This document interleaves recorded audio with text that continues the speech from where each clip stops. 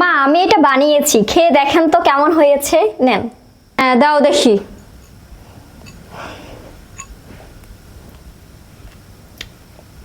কি বানিয়েছো ওইটা বৌমা? এরকম খাবার কেউ রান্না করে? পাশের বাড়ির বউটাকে দেখো, কিছু শেখো, কিছু শেখো, ওই বউটার থেকে কিছু শেখো। মা পাশের বাড়ির বউটা আপনার জন্য এটা পাঠিয়েছে, একটু খেয়ে দেখেন তো কেমন হয়েছে। নেন। পাশের বাড়ির বউটা দিয়েছে? ও দাও তো। হুম, অনেক মজা হয়েছে তো। হুম, দেখছো কি রান্না করে। মা আপনাকে আমি এটা বলি নাই, এটাও আমি রান্না করেছি। হ্যাঁ, তুমি বানিয়েছো?